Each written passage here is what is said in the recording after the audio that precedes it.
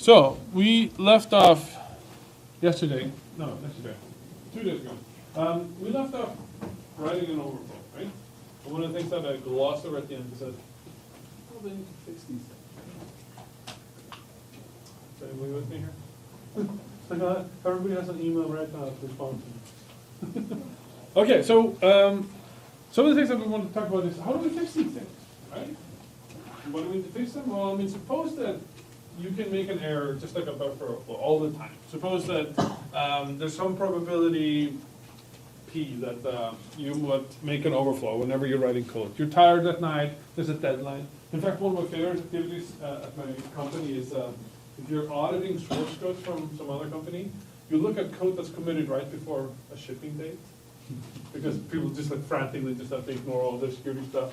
It's also something that's very visible when you're looking at source code for games, is that initially like the source code for a game is beautiful, it's modularized, and then like in the days before shipping, it's like everything becomes public, and like you change everything, all things get broken, it's like go-tos, and like it's absolute crap. Yeah, things get broken. So there's always a chance that you'll write, you'll make a mistake. So the harder the abstraction that you're working with, the more probability that this happens.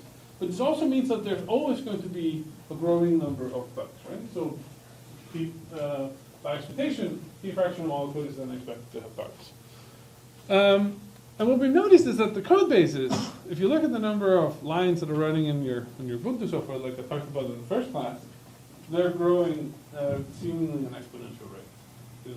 The amount of software that's on your phones, on your laptops, is becoming unwieldy, right? Now they're actually, in the special case here of buffer overflows, there are languages that don't even have these types of buffers that can have overflows. So you can run something like Java or Python. But these, of course, have different kinds of vulnerabilities. That's what we hopefully we'll get to cover a little bit in this class. But they're not used as widely. And it's really hard to take a stance on security and say just like, yeah, we should just rewrite everything in ARA, or we should rewrite it all in like this new language that I just learned, right? Because we have billions of lines of code that's already out there, like your phone.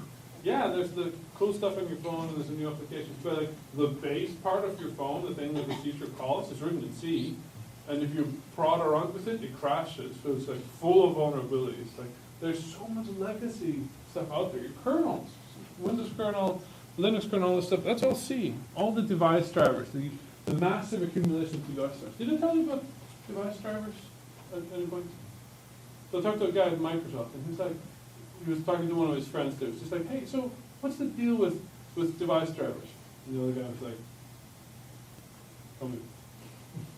And showed him, like, walked into this room where he showed him, like, the thing about device drivers. So every single driver manufacturer, somebody who wants to write the driver for whatever hardware there is and they're supposed to be connected to this, is given this test driver, which is called the toaster, which is just a driver that if you were to hypothetically plug in a toaster, and there are 3 methods. It's like toaster start, toaster like commence or something, and toaster end. And it's like, this is the example toaster given. And he goes like, okay.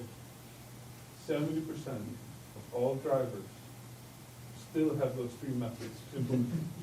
There's a toaster in 70% of all drivers in Microsoft. Like it's insane, right? There's like the people writing the driver software are not concerned at all about security. They usually have no idea what they're doing. They're just hired by a company like, oh, we need to plug in this car into Microsoft Windows, and stuff happens. Anyway, so there's a lot of legacy out there, so it's really hard to just fix. But can we at least somehow improve the status quo? Can we somehow make it better that even if you have all this software, even if you have all this binaries, all these bugs, can we somehow make it so that at least maybe when you recompile them or whatever it is, they don't suffer from such extravagant bugs? So I'm looking for ideas. How do we fix this?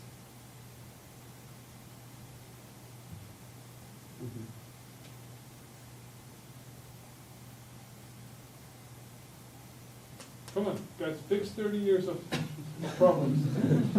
Do it in a heartbeat.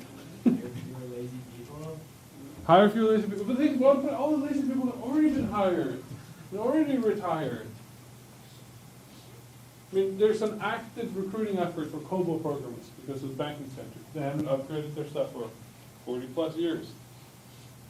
And most of the COBOL programs are dying. How do we fix things? So remember what we're doing in C, right? So one thing we do is like, yeah, sure, we can go through and try to retrain or try to patch all the bugs. So for instance, instead of having gets, remember this gets routine that has no bounds and anything? Well, we could use things like gets.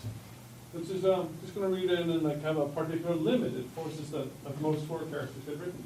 Same thing for all these built-in string routines. Instead of writing scanf with %s, put a delimiter on like what number of characters you're going to read in. So percent and then like this bracket notation. Use string ncat. Use s and printf. Use things that have some sort of limits in them. That already helps. Caveat you're getting is that this involves people having to do math. And if there's one thing we've learned, that some people are not very good at math. So often you look at like, that's a print of a string and cat, you look at the number, you're like, yeah, that's just not going to work for you. You just added more stuff to a buffer that's already full. So you have to do it correctly as well. Anyway, how about some fancier things? New protections. What can we do? So let's think about it. What are the basic constituents of an exploit? Right? We overwrote a buffer, and immediately after the buffer, there was a return address, or like shortly after. And we made that return address point to an address that we could infer or figure out, and that was our code. That's the basic Stack Overflow, right? Is there anything we can do as protectors, as defenders of what? Or whatever, defenders of whatever, like defenders of the universe, of computing, or the whatever name you want to have there. Is there something we can do to start to thwart those types of attacks? Yes. Would there be a way to detect that the system's not running like a pre-programmed function? Like it's not running anything inside like specific function code. It's running something inside like a different region. So hold on a second. So you're saying we move what? Code that's already in the program, or what do we move? Just check the stack. Okay. To make sure that every code that's run is already inside a function like, with a specific header. So you're saying it's like just make sure that whenever you're executing some code, it's on the what's called the code segment. So it's something that was already in the program and not in the stack. Yeah. So this is a very good idea. The caveat here is that like effectively your processor doesn't care. The processor is just like, oh, I just need to execute something. So somehow you would need to enforce this line by line. There's also another thing, which is that when you enable recursion, you actually need to have some executable code on the stack. So that's a very minor use case. So what people have done is that they're really forced through what you're thinking, which is to say, let's make it so that at least when we have segments, you can't simultaneously write to them and execute them. Because that's recipe for disaster, right? Let's have it so that either, if there's some memory segment, it's either something that was generated by compiler, in which case it's read-only, but you can execute it, it's the code. Or you can write to it, and you can't execute it, because that's the data. That would be nice, huh? That would really set something up here, right? This is called non-executable stack, or non-executable memory. Very good. We're going to learn how to completely overcome that attack. Completely. Which is amazing, right? And I'll tell you. I want to do the beats just yet, right? Oh, okay. Oh, all right. Did everybody read that? There's another idea here. Actually, there's several other ideas. One of the things that is important in the Stack Overflow is that you're able to jump. Jump. Let me try that again. You're able to jump to some other part of the program, and you know where you're going, right? But why don't we just kind of like keep moving stuff around? Or like move, when we compile the program, we just put stuff in other places, right? So long as they're internally consistent, the hacker probably wouldn't know where things ended up, right? Especially when you're trying to launch an attack from a remote site, right? Making sense? So in other words, when I said put in a return address, it better be in the place that it's supposed to go, otherwise things will just crash. The next time I run the program, maybe it'll have a totally different set of return addresses. So like my buffer is going to be in a different location. Which is called randomized stack offsets. What we can do is to say like, when we allocate things on the stack, we're just going to do, instead of just like doing what GC does normally, which is to round things up to 8 bytes or something, we're just going to add like 6,000 characters at random, or like 5 million, or whatever it is that we want to do, just to kind of make it a little bit harder to guess where things ended up. Right? Does that make sense? So that's your defense hat. Now put your offense hat back on and be like, how would you overcome this type of defense?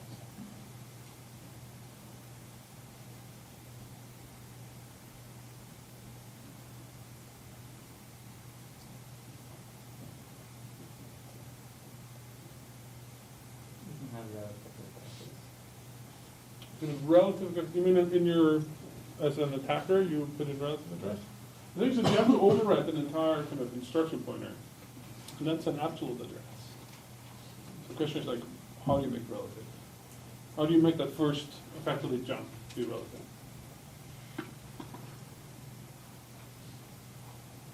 They're really tricky, but I mean, you remember nopsleds? That's one way, you just have long nopsleds. And then even when you do this is just randomizing your stack. What if your code was somewhere else, not on the stack? You can put stuff in the heap. In fact, most things are on the heap. So you'd have to randomize that as well, and so forth. So we'll talk a little bit more about this level of protections later in the course. So the mantra here is that we try to randomize everything. And the way it gets overcome is by getting to have a peek at what things are in memory, information disclosure. Yes? If you randomize everything within your program execution, how many slow, because you're not really Yeah, you need to add more instructions that are like, oh, I'm opening up a stack frame, I need to substitute over here, add more stuff, and when I go back, I remove the buffer that I put there. It's a little bit of overhead. And that's something we must always quantify when we're coming up with security solutions. In fact, there are security solutions that are fairly good, but they add 20, 30% overhead to this kernel, and therefore they're not in the Linux kernel because it would be unacceptable to a lot of people. And we tend to, in this trade-off in general, if you have a choice between you of like, here's a PDF viewer, and it comes with a toaster, and there's a PDF viewer that's secure with a toaster. You're like, always, right? Security doesn't really sell as a feature. It's a good add-on if it's completely equivalent, otherwise to something else. If there's just security and reduced functionality, people don't buy it. People don't want it. We keep complaining about not having a security, but we're not willing to sacrifice anything for it. That's just the state of affairs. I mean, by definition, security is an inconvenience, right? And we have to accept that. Anyway, so this is the other thing, the non-executable code segment. So we can say either read-only or executable, writable. So you can execute things that are readable, you cannot execute things that are writable. There used to be, back in old processors, there used to be supposed ability to do this, but then it was completely ignored by the CPUs. And the CPU was like, oh, this is not executable. I'll just execute it anyway. It was like terrible. It was like for a long time that was the thing. So it got fixed up in the 64-bit processors, where there's just an explicit bit that says, not executable, you can enforce it. And people were in the security community were like, yeah, finally we killed those bugs, and then things went sour. And currently, hackers have the upper hand in it. So it's really kind of a cool thing. Anyway, here's another idea. You guys have probably heard of this, right? So back in the day, like one of the worst jobs that I can imagine taking on would be to be working in a coal mine, right? And like among the things that you have to worry about, other than imploding in there, is to just die from poisonous gases being released from the soil, right? So this guy here, I think like partying or something like that, you remember the idea that like, well, actually, maybe we can have some sort of alarm ahead of time. So in 1913, he came up and was like, well, I'm going to bring you this like beautiful, beautiful bird here. It's like a canary. I keep saying canary, which is apparently a manufacturer of cans. This is not what I'm referring to. Canary is supposed to be the bird. So the bird has the property that it keeps singing, so you can kind of hear it, and it dies really fast if it's exposed to any poisonous gases, because birds they have to kind of be constantly breathing. This caught on, and throughout the 20th century, everybody kind of brought their favorite little songbird with them down into the coal mines. And it was a sentinel. It was something that gave you advance warning that something bad was going to happen. So therefore, we have, inspired by this, because we're computer scientists, we look at the real world and we take it in and then stick it back in reverse. placements and have these grand concepts applied in our practice. We have something called stack canaries. Can anybody, just from this description, think about what I might be about to say next? Yeah. Good? Put something in the stack so that you can see if a hacker is tampered with it at all. Like, how would you do that exactly? So there's a stack, and where are you putting it, and what is it, and how do you check it? I guess right before you call a function, you push something extra onto the stack, and then right before you return it, you can check the stack. Yeah, something like that. Something that kind of cushions the instruction pointer away from all the data on the stack, right? So there's like a buffer, some sort of canary, and then instruction pointer, right? And before we return, we should make sure that the canary is alive and well, right? It hasn't been modified. That's exactly what we do, right? We put a special value just beyond the buffer, check for corruption before actually the buffer. This is built into GCC. When I'm making the binaries for you guys and buff lab and so forth, I specifically disable this, so we don't have to deal with it for now, right? And it's a worthwhile question about like, hey, how would you overcome this altogether? It's actually a really hard defense to overcome for Stack Overflow. The caveat is that very few things today are Stack Overflows. They're almost all heap overflows, so this thing doesn't work. So it's a separate concern. So this is what happens. If you run a buff demo that has been compiled to be protected and you type in something too big, you get this stack smashing detected and calling the president, or whatever it is that it's supposed to do, right? Okay, so here's how it's implemented. So the red things are the stack canary.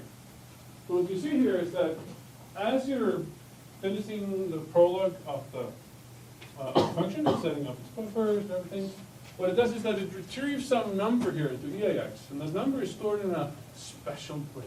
It's stored in a thread-specific segment in memory. So it's something that you can't really access from anywhere else. You have to have special code to access it.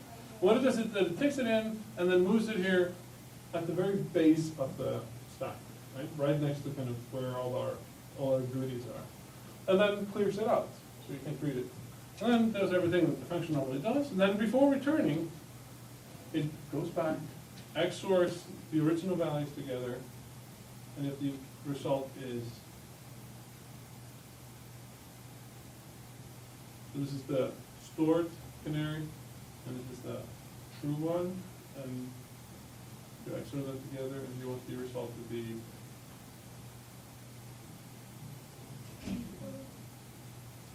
I'm almost a math teacher. Math is 0. Yeah, 0, right? Because that means that there's no difference between them. There's been no modification. If that's true, then we'll continue. We'll just go past here. Otherwise, you'll be like, to call all the alarms, send out the police squad, right? Very simple. Very little overhead that you add. It's effectively like one memory operation, 2 memory operations per function. Right? So this is what it would look like visually. You have here your stack frame, here's a little 4-byte buffer, and here's the scenario. Now here's your set of EPX, EPP, and so forth. So this is what the code would look like. Get the canary, put it on the stack, and then erase it. And then going back, retrieve from the stack, compare it, and if it's okay, we skip back. So the way the canary is set up is that it's either a fixed number. The fixed number includes a 0 because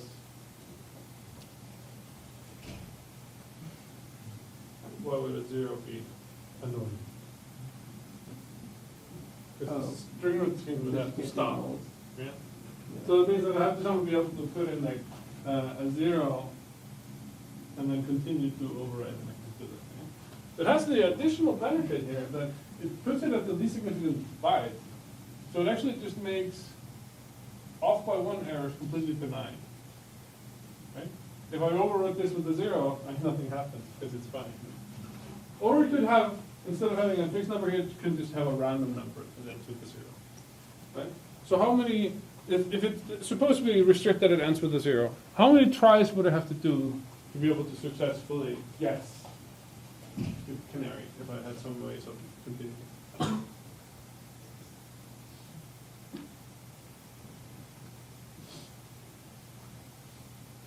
Is it 16 to the 6? 16 to the 6. Is that too big? Try 2 to the something. No, yeah, 2 to the 4 times 6, 2 to the 22. Okay, and what's 2 to the 24? Let's see, well, 2 to the 10th is about 1,000. Yeah, So good, it's a- okay. 2 so to the it's 20 where is that, so it's therefore 1 million times. times 16. So it's 60 million, exactly right. Then that's exactly the process that you can look at. It's a 10 to the, 2 to the 10 is roughly 1,000. So 2 to the 20 must be 1 million. 2 to the 24 is therefore 16 million. Yeah, 16 million. So it's actually not that high. If you had, I mean, you can just run this in a loop if you have access to the machine. If you're doing it remotely, it might take a while. I remember some exploits from the day where we were like, oh, this is going to take a few hours. You're like waiting for the machine you had permission to hack to be compromised. Anyway. So, look, something else. So, that's a little bit about protections. And today we're going to talk about some of the mysterious elements I brought up last time, which is the shellcode. Yeah, we're going to write a shellcode together. Okay? We're going to ask questions like, hey, how do you write a shellcode? How do you deal with all these restrictions that they might have? How can you overcome them? And then, how do you inject it into a program? So, let's go through this in order. Right? So shellcode is really, originally it was just a piece of code that's used to open up a shell on the target mission. Right? But it's kind of evolved to being whatever. Like shellcode today can actually be like a full-fledged program that does a variety of things. Sets up base on the computer, installs malware, hides itself as a process. Like you can put anything you want inside a shellcode. It's not just the shell. But it's really just the technique of being able to take machine code and in a position-independent way put it into the memory of the target process. Okay? So what are we going to do? Well, we're trying to gain control of the other process, right?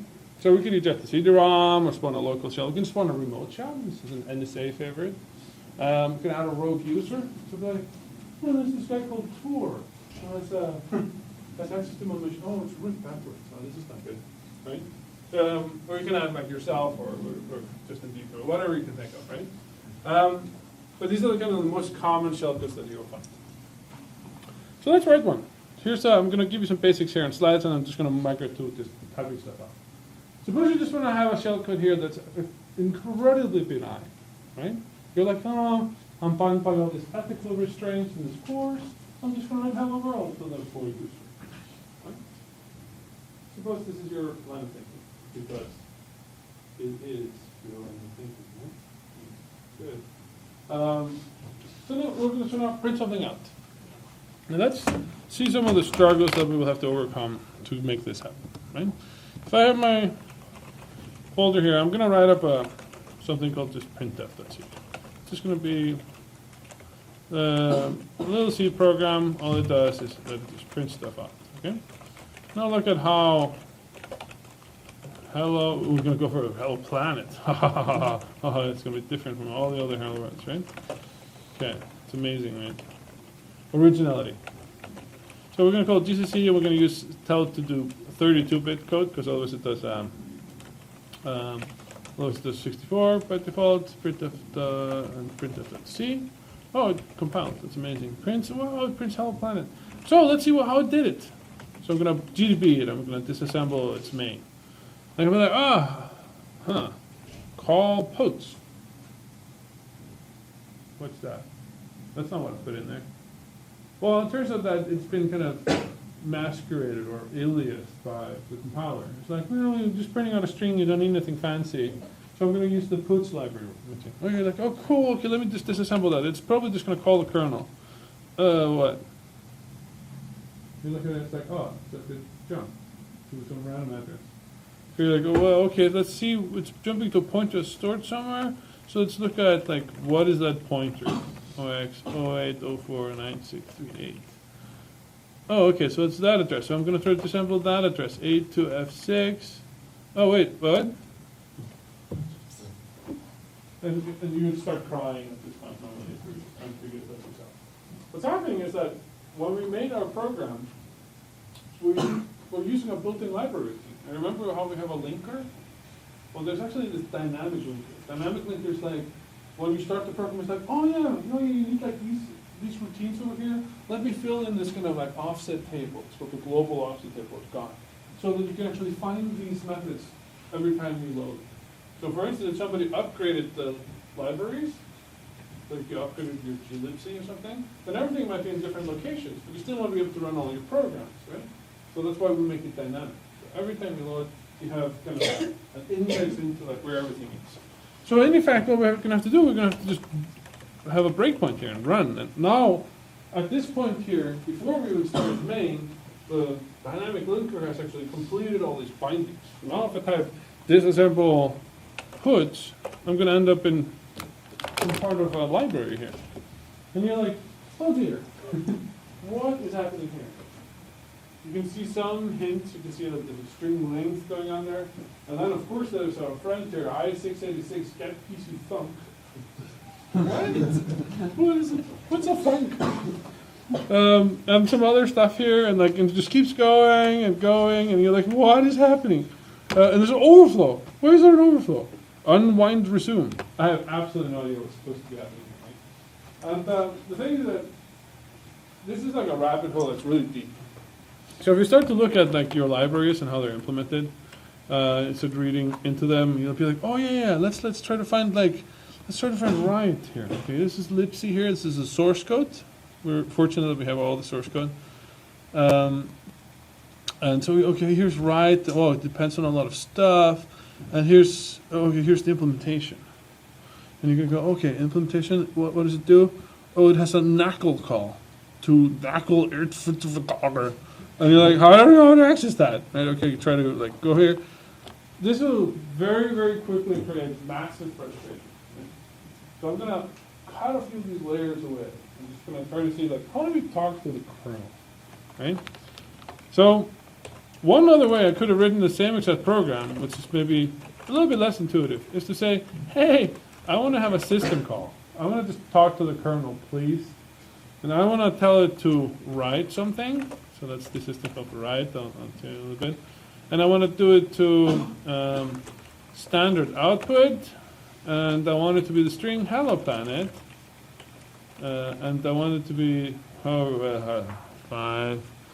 Okay, I just want it to be the string length of hello planet because I can't count because I'm teaching. Okay, so now I'm going to do the same GCC magic here.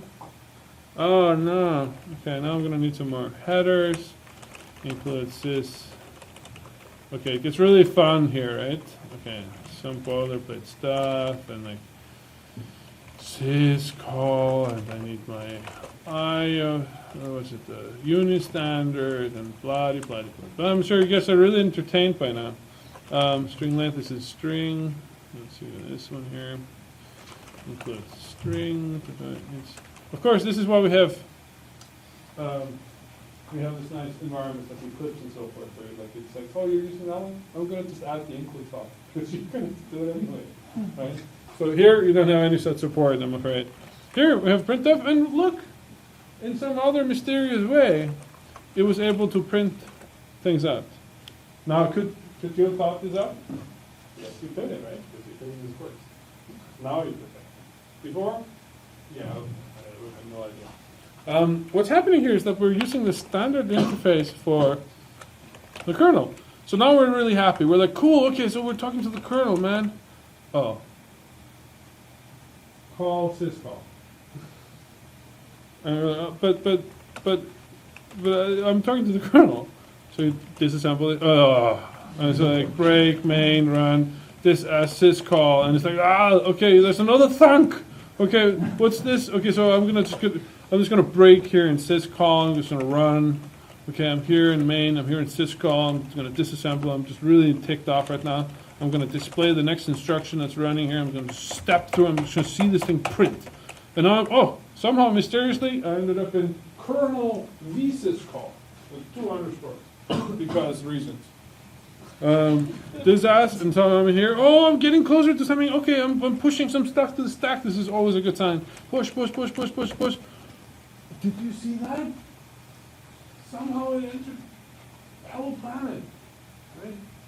Except we have no idea what just happened, right? This is completely fruitless. So we're gonna bypass this whole layer again. In fact, we're not even gonna use this thing called sysenter because that's a 64-bit instruction. We're gonna use the standard old 32-bit interface. So allow me to introduce assembly. We're going to write in assembly, we're going to talk to the kernel. The way we're going to do it is that we're going to follow standard conventions here. The conventions are the following.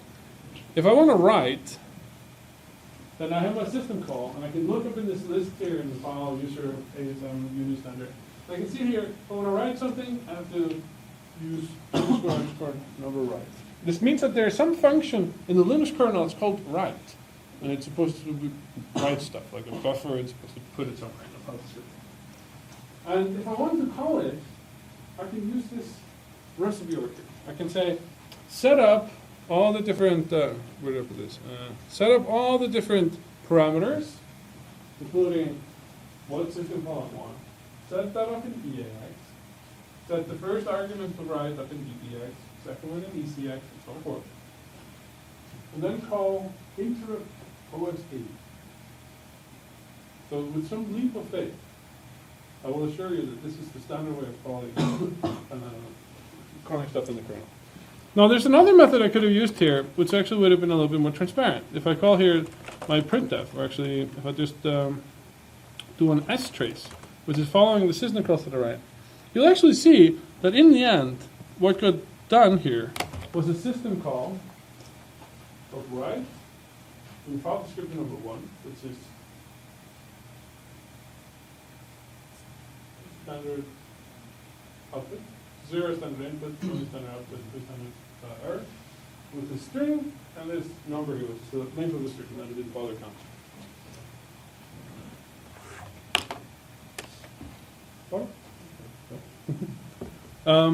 So we can do the same thing here. So let's just open up a little assembly shell here. Let's just say that this is called write.s.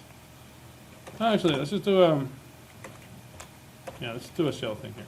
So I'm going to show you something.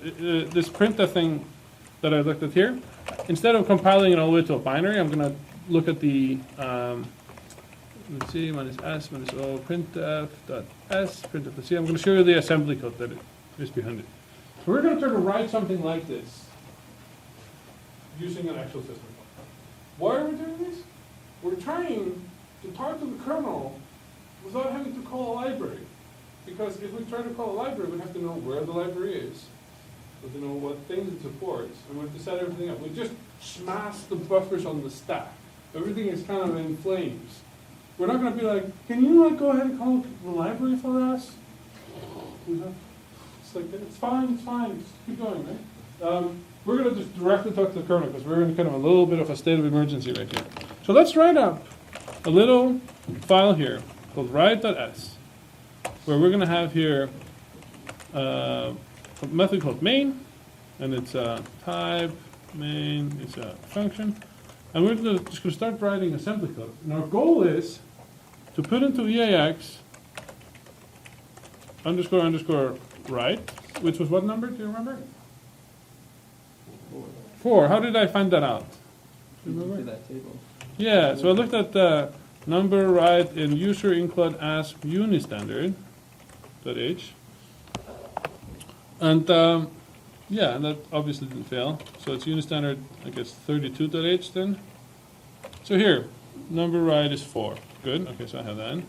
And I want in my EBX to be, well, let's look at what write accepts. So it wants the file descriptor, followed by the buffer and the count, okay? File descriptor, and I want my, this is just a pointer to my buffer, and then I just want my count here. This is what I'm going to do, and then I want to follow this up with int ox80. Just want to see what happens. So help me out here. I want to write an assembly with you. This. What do I write? I am a human typist. Not a very good one, apparently, but I'll do my best. Oh, move. Immediate value 4 into AX. 4, so immediate value is $1 here, and to EAX. This sounds very, very promising here.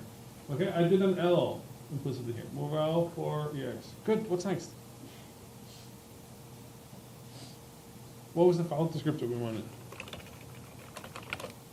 want to write to standard output, which is 1, right? Okay, so I write. Well, maybe at 1 do PBX. Good. Okay, now what? Uh-oh. Well, let me just add a string here. So, string. Let me give it a label. I'm going to call it my str, and it's a string that says hello. Just hello. It's fine. We've already said hello planet. Okay. So I can now move L str. Actually, I think I have to do this. To, and now I also do. Anybody care to count?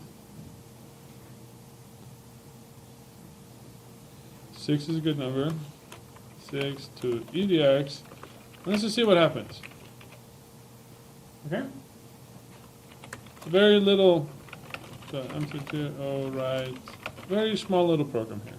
Oh, it compiled. This is always a reasonable sign. It's a relatively good sign. Ooh. What happened? It wrote hello, and then totally crashed, right? Committed suicide. Why?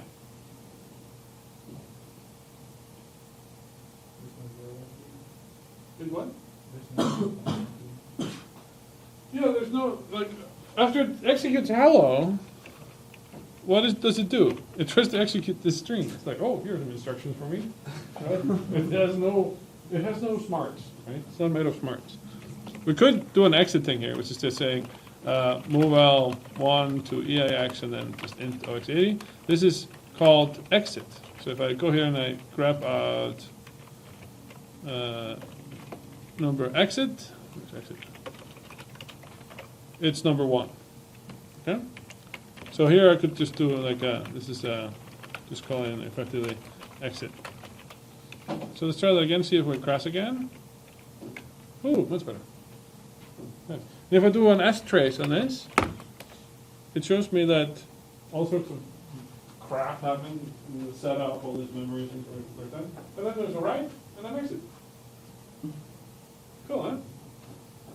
So we talked to the kernel, guys, directly. We're like, hey, kernel, we're buddies, right?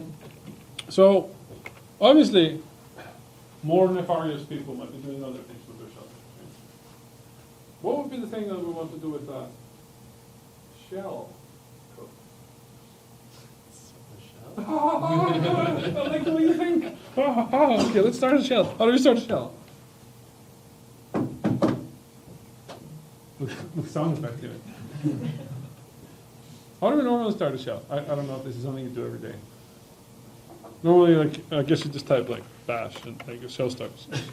But there are standard ways, and if you look at the, I could do system, and then you look at system, it's like, it's execute a shell command, and you start to see that actually all it does is that it calls something called exec. And exec, all the variants of exec actually call something called exec VE, it's just an execute stuff. And what we would do is to look at these arguments here. So it's a file name, and there's some argument array and some environmental array. And you're like, whoa, what's that? Maybe there's an example here. Yeah, here's an example. Here's an example. So what's going on here? It's calling the program hello with the first argument world, followed by null, setting the program name as null, so that's the first thing, argument 0 over there, with an environment table that's empty. So there's no, you saw the environment table before, right? So we've seen, if I do an export or something like that, I'll see there are all these things set. I have language equals to something. I have terminal equals to external. My user is Ymir. Every time I open up a new program, this whole thing gets copied as base of the stack of the new program. So last time, when I put like shellcode, you remember SC equals to shellcode? That actually was already in the program, and I could have easily just jumped to that address as well. I have effectively 2 copies of my shellcode in it. Just gonna hint. Okay, anyway, so in this case here, in this example here for XFE, we're saying, oh, there's no environment table, you're just gonna clear it out. Then we call execve, we say the name of the program, so this is the file name, so it's called hello, this is the arguments that the program is gonna see, and this is the environment. So let's try to replicate this in our own little world here, okay? I'm gonna call it execve.c. It's gonna be, oh, wow! That was fast, guys. So cool, okay, so this is how we would do it. So what we're gonna do is we're gonna say, we're gonna open up bin bash with no arguments, no environmental tables, it's gonna be null. And we're gonna do that using execve. Okay? So if I compile this, and I say gcc m3 execve, execve.c, oh yeah, that's a reasonable idea.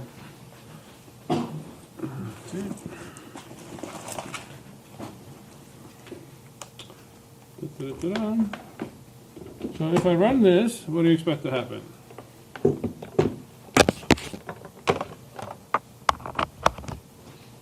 If I run this, I get a shell. Okay, yay, another shell. So execve works. Now we want to somehow take this lucky strike of ours. Maybe we can do an asterisk here for fun. And we can, oh, we already executed the shell. Never mind. Exit, okay. And we want to do the same thing now in assembly. So, global main, type main is a function, main is here, and yeah, help me out here. Remember that we want EIX to be what?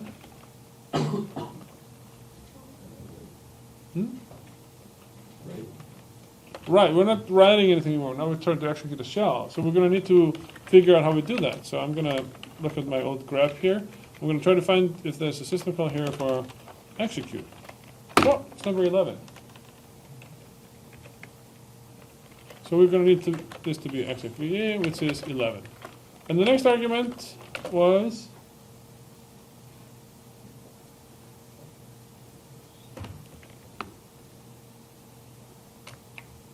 what program we want to run.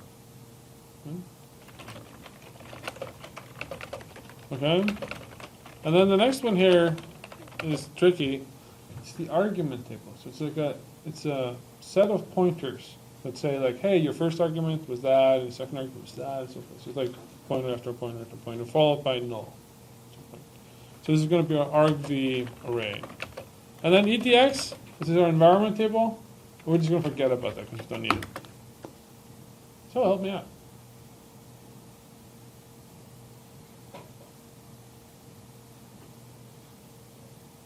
Anyone want to help me? Help, please. Well, good. Okay. Now I need help. So I'm going to need the file name. So that's going to be, I'm just going to add a string here. I'll put str. So string bin bash. Okay. Well.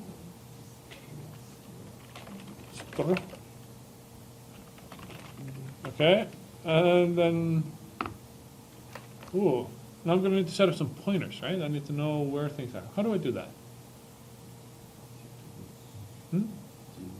GDB. GDB. Well, I'm writing it in assembly, and I should be able to set things up so that I know where my pointers are, right? Using assembly commands. How do I do that?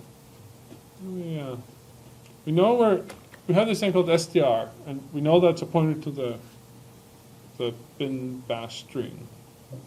And we want that pointer to be somehow stored in some location so that we can point to that. So we have a pointer to pointer. Pointers all the way down.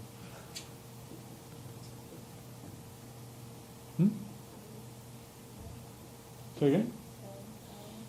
So you want to set up a stack. Okay. How much?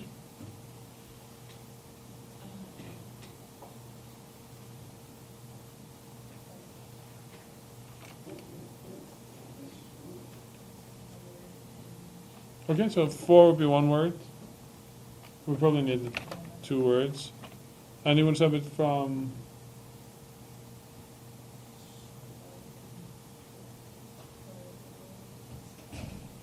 stack pointer? Okay. So we've set up now 8 bytes for our stack. What do we want to put there?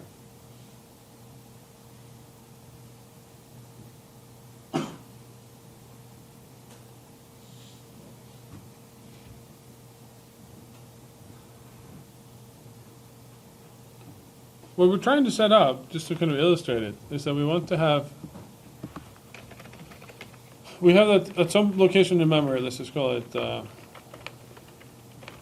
5, 6, 7. There's a string bin bash. So it's like literally like the characters for bin bash, right?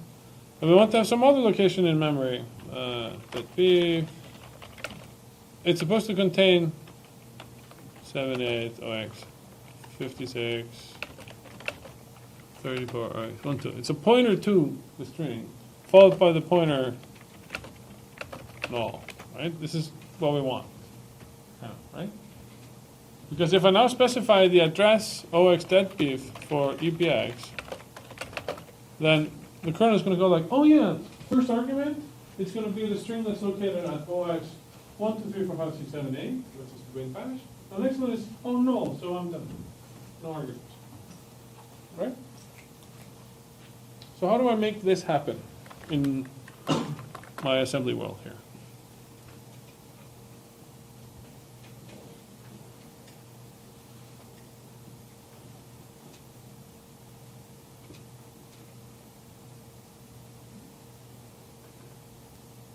Can't you just make a string to with the word wherever you want and then put that box in it and then you'll see the view? So add something back here. Make a new one, yeah. I could. The only caveat is that things that I put here are kind of in a read-only section. Can't prod with it too much, which is a problem actually. So what's happening here? Well, we could do, so I like the idea of setting for stack things.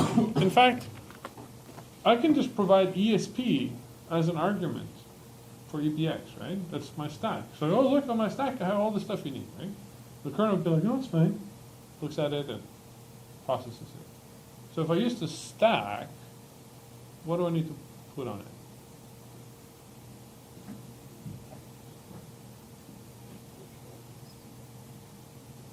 Pointer to where your string is. Yeah.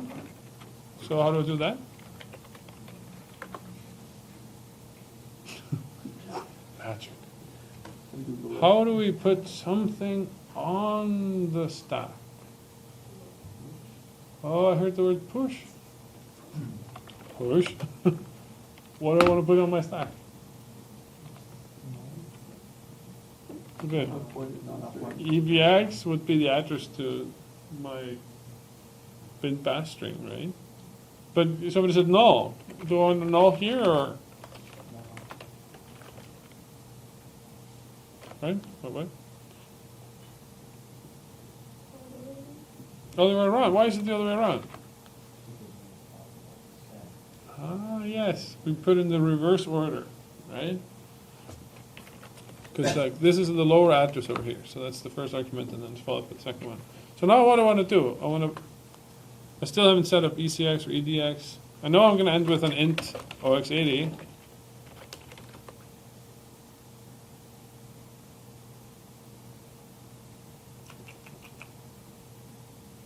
Help me, ECX. What do I put into ECX? Address. Move address. Okay. What is address? Move out probably. Where's the stuff I need? So I need this notepad over here. I need this deadbeef thing here, which is supposed to contain these types of bytes, which are now located on the stack, and so how do I access them? -4 off EBP. Sadly, EBP probably at the time in this program is going to be completely toast. Remember? That's one of the things that we annihilated as collateral damage. when we did our buffer overflow. But we have another thing that's pointing at exactly where we are in the stack. It's called the stack pointer. Ta-da! Right? That's where we are, okay? So we have ECX set up, and how do we set up EDX?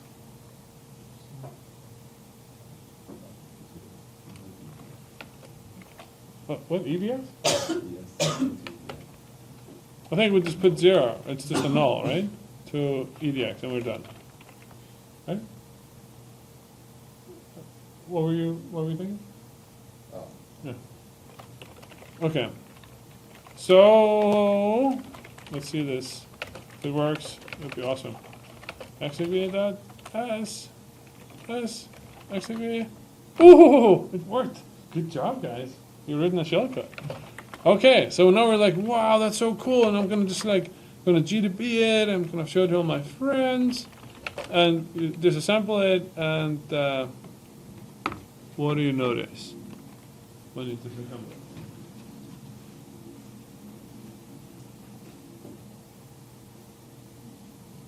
One of the objectives that we had when we were creating the shellcode was that it would be something that we can pass up in a buffer that is position independent, right? It doesn't depend on where your library is located, where anything is located, right? It's position independent. Now you look at this, and you drop your bowl of cereal as you see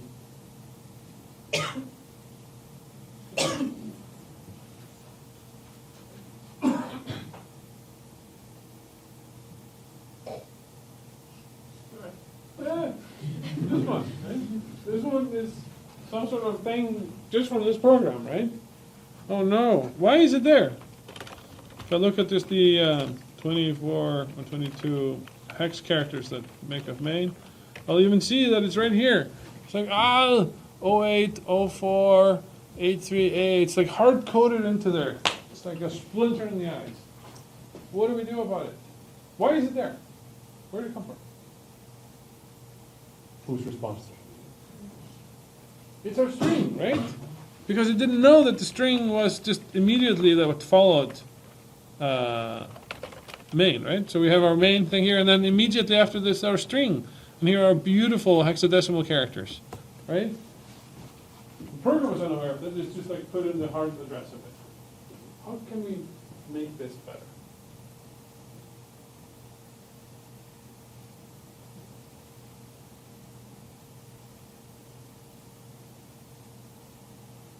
Instead of having that second string function, we could just literally move the hex characters of the string into the actual program. Oh, yes. There are two avenues we can do here. That's a really nice one. So tell me how to proceed. I'm here in execve, our little bit broken execve. We're trying to get rid of this string business over here. What do we do? You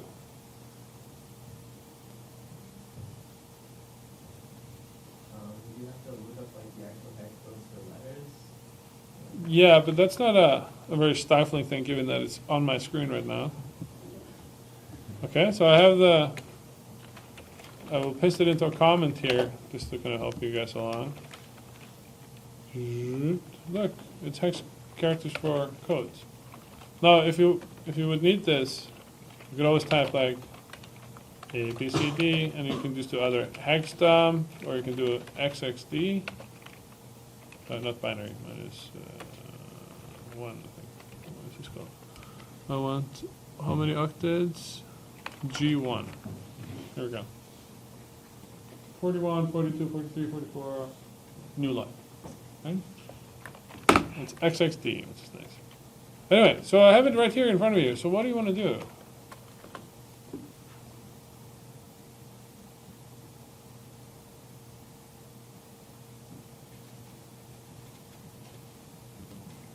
You said you wanted to get those, you just want to get those hexadecimal bytes into some place on your own, right? You have your own special mission. Any takers? How do we get stuff places in the assembly? Move, it's good, yeah. Or variant of move. But what are we moving where, right? we're trying to get these 8 bytes here, or I guess in this case here it's 9 bytes, annoyingly. So moving it into EBX, can't you just do move the value to where 626960 should be into EBX? So let's see, we could move, what just happened here? My beautiful connection has been thwarted by someone. Duplicate.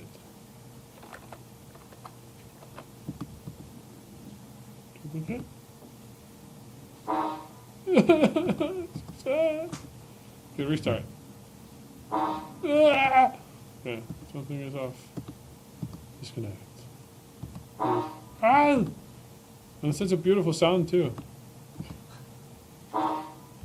I got that now. Thank you.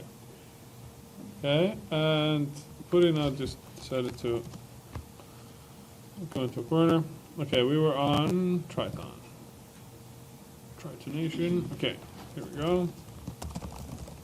Somebody doing some wireless attacks. Here's a cool thing you can do. Screen. If I'm here and I can detach from my screen and I can do other things, or I can go into the terminal. And even when I disconnect and come back, I can do resume screen and I'm back into where I was. Very convenient. All right. So I didn't set up a screen because hindsight's 2020. Shellcode, and what were we doing? We were doing execve. I can see here. And now Vim is going to be like, hey, you were still like doing stuff. And I'm like, thank you. So I'm going to tell it, recover what I was doing, and it's going to go right here. And now I can delete the recovery file, and we're good to go. Good, okay, we're moving stuff. So we're going to try to do something like, I heard EBX and I heard text characters. What are we typing? Help me type. You can move, and I can put the reverse, and I can do 2R62. Something like this? 6E, I guess. Do you want this, or? You can move the 0x, I think. The 0x. Yeah. Because shouldn't the compiler add that for you? No, by default it thinks it's a decimal number. Like the 11 up there, it's decimal. Also, then maybe you have to do move byte and then do each thing individually. Well, this would probably work because it moves to 4 bytes now at a time. You would have a very long, terribly unexciting shellcode if you did one at a time. But this should work, so we're moving this to where? EBX? But EBX now is going to be interpreted as an address, right? We're going to go to that location and find stuff out. So we're going to need to stash these characters somewhere in memory, right? What's a good way of stashing something in memory? So we could push it, right? Because why not? Right? It's just a string. So what do I push now again? I look at this and what, I have more stuff here. It's OX what? 2F616173. Gonna have to do yet another one. OX68. But hold on a second. Something is odd here. Is this what's going to happen? Things are gonna pop in the other way. Yeah, it's going to be in the other direction somehow. So someone would like to do this, and you're like, ugh. I hope that works. Yeah, will this work?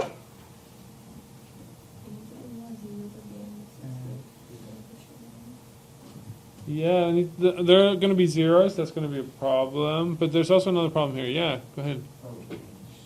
Oh, okay. Oh, yeah, the Indianness somehow. Oh, yeah, it's going to push it in the opposite order. So we're going to try to read it. So what do we need to do? 7361622 2F, right? And let's reverse this one as well. So that's 6E6962 2F, right? Okay, we're getting any closer now? Tell you what, we're going to push this. And I'm just going to GCC this and just see what happens. Just to kind of, so we can, okay. All right. GCC. What? Everything's wrong? We're still moving. Yeah, but we'll just have a breakpoint. I'm just gonna see what happens after these instructions here, right? So break at this location over here. Okay, run. Let's just see what's on our stack. ESP. Ooh, let's just look at a string at ESP. Oh, that's so beautiful, guys. Well done. Cool. Okay, so we were successful. We managed to shove a string onto the stack. Okay, so we don't need this anymore. What do we need to put into EBX? Or how do we do it? Pop would just get the last 4 bytes we put on. How do we get a pointer to this string that we created? Yeah, it's the current stack pointer, right? This is looking good, okay. And now let's try this, and let's just try running it. Ooh, it still works. That's amazing, right? And let's look at what it looks like in this assembly here. Wow, this is all our stuff. There's no weird addresses, right? Oh, that's so cool.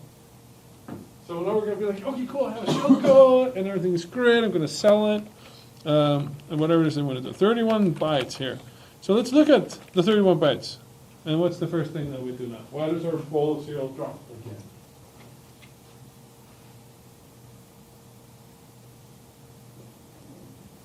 This is going to be a wildly unsuccessful shellcode, isn't it? The 0 byte. It's not just 1 0 byte, it's not just 2. There's a smorgasbord of 0 bytes, right? Like everything has zeros. Oh no! So, why are the zeros in here? Where do they come from? What do they want? Moving longs, yes, that's right. Part of it is moving longs and not having full long to back it up. So you can see here, for instance, like this instruction over here, actually, move OXB.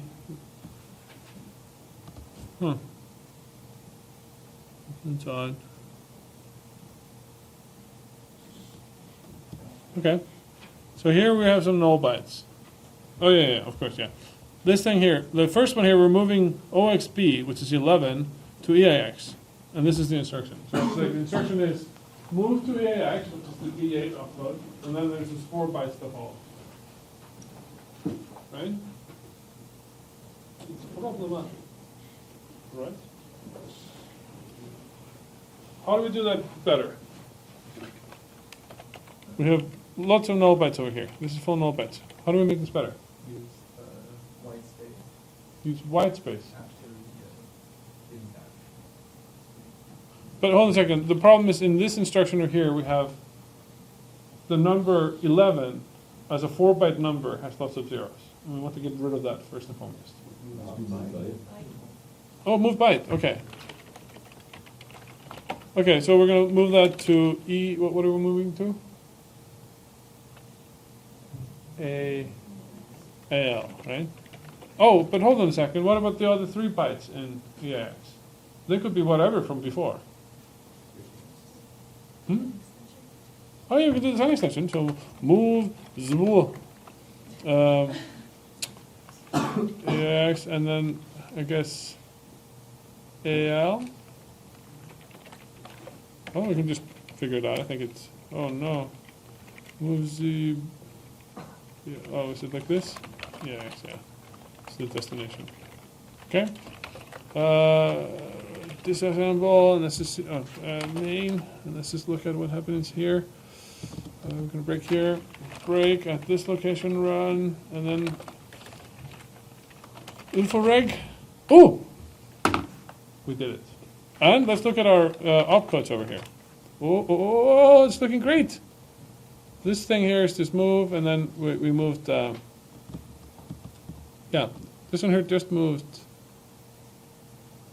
this instruction, okay. And then we followed up with a move ZPL, and now we're into kind of the domain of our push stuff. So far, there are no null bytes. Where's the next null byte here? Oh, no. Uh-oh. Why is there a null byte right there? Let's disassemble main. Where is this null byte coming from? The push. Yeah. but it's supposed to be 4 bytes over here. Why is there a null byte? So it seems that the null byte, okay, so let's just disassemble each instruction here at a time. So let's disassemble the instruction that's at main 483A4. 5, so let's move EBX. How far are we here? Just going to disassemble this again. So we have some null bytes still left over here in main. And the first one that I'm finding here is at this location over here, and that's 16, 17, 18, 19. It's a byte 20, okay? And that was the instruction push null byte, which would make sense. So we're going to need to get rid of that somehow. How do we get rid of that?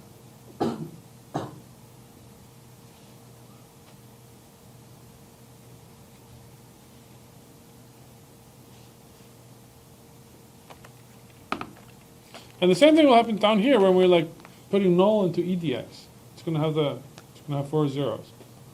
What's another way of clearing a register?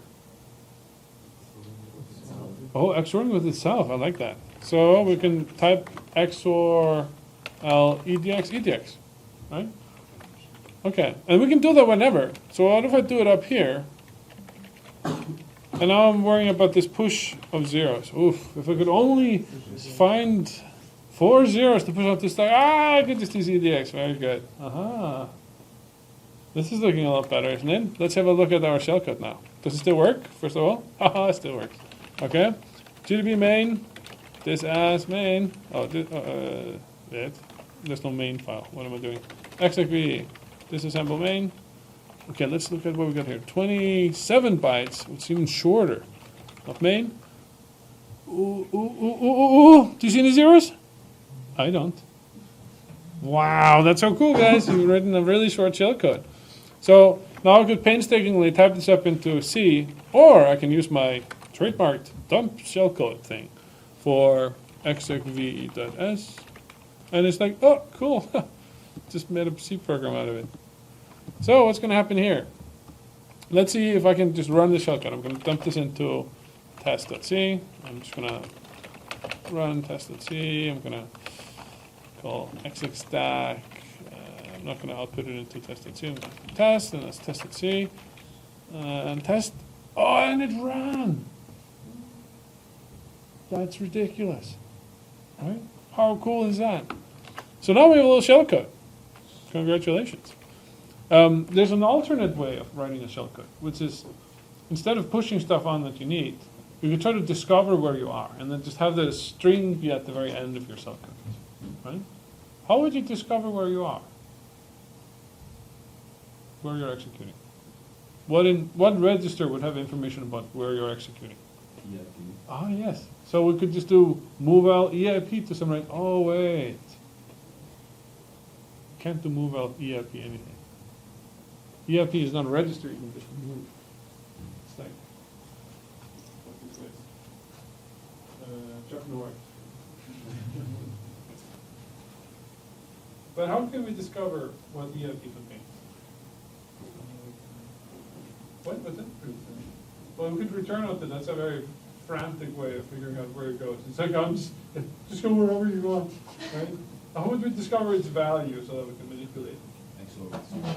What? XOR with 0. But then by XORing it, you're already retrieving it somehow, right? And none of the instructions that deal with XORing EIP so forth, none of them are implemented on the CPU. They don't work like that. EIP is only indirectly modified through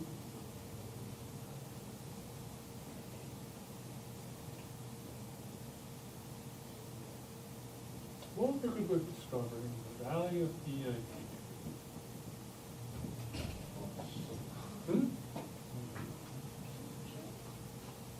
Push it, but then we're also accessing it, right? But what would push it? Call would push it, wouldn't it? So if you call call, and you just don't call anyone you care about, right? You just call like 2 instructions ahead or something, then it would be pushed onto the stack, right? Ooh. And then we can just pop it like it's hot, right? Yeah, it's good. So let's try that in the remaining 1 minute that we have here. I'm gonna write a different shellcode over here. Let's just write exec2. This is gonna be really frantic. Here, global main type main function main, and we're gonna try to do an int ox80, and we're gonna have a string here. Let's call it str, and it's just a string. It contains bin. Let's say bash, and we want to discover where we are. So we wanted to do a call, but call where? Let's just call ahead, and here's a head, and we're gonna pop L into a register. Let's say EBX. And we're going to do the same trick as before, OX11 to EIX here, and moves to AL EIX, okay? And then what we need, ECX we still need, right? So now we're going to just do the same magic there, I guess. Just push out EBX, I guess. XRL EDX, so we can clear that out. We can push out EDX, which is null. And then we push out here, and this is the bin bash string. And then we can call int 80, right? Am I done? EBX. Okay, so I called ahead. This, I think, might work. Let's see. GCC output exec2. Exec2.s and 32-bit architecture, exec2. Of course it didn't. And let's see what it tried to do. Oh! What are we trying to execute? I'll bin bash. It's because what I pushed was the address of this instruction, right? Right? I didn't push the address of this string. So I need to add or do some matching like that. That's really boring to do. You have to then count how many you have. So maybe what would be nicer would be to have oh, I want to call ahead. I want to do it I want to do it here so I can just get the address. And then you're like, well, how do I this doesn't work, right? I'm using it before I'm even producing it. So I need some other magic here. So I need to somehow get to this call ahead thing here. And then when I'm here, I want to do some stuff. So I guess jump back I could do, and then here's a back thing here. But before everything, I can jump into a head. This looks very weird, right? But it doesn't even work because the call ahead here now has the instruction of jump back, right? Any ideas how I could make this better? There's yet another problem with it, which is that if I look at the instructions that we put together here, sorry, I'm giving you a little bit too much. You just look at disassemble main and disassemble ahead, disassemble back. This call instruction over here, back. The call is relative. So at A2 here, we're going to look at a bunch of null bytes, right? Because we're relative to our current address. So before we exit, what could I do if I wanted to take this route of discovering where I'm located, which is often very useful because things can be very randomized. What I want to do, or the stack pointer can be toast. How can I get rid of null bytes in my call instruction?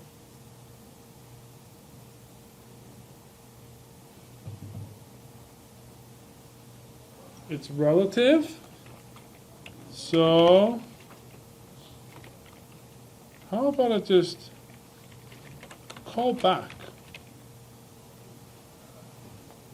Now I'm going backwards, which means that it has to have, it's full of OXFFFFF, right? Because I'm going in the negative direction. And it pushes onto the stack the address of the string, right? This is actually the shellcode that you'll see in the things that you'll read on the internet, right? What happened to it? Ahead. Jump ahead, and it's not ahead. I took the head off. Just like French Revolution. Okay. Let's say that worked. Pop LEBI, stand to come back. Okay. Yeah, so I'll show you what happens here. Execute 2. Yeah. Yeah, this is a problem. Anyway, that's enough for today. Thanks so much. And Buffalo is due on Friday, you know, right? So I have office hours now at 1 if anybody has questions. And Piazza is up and running, and Aaron has office hours on Friday, so I'll should be good. Cool.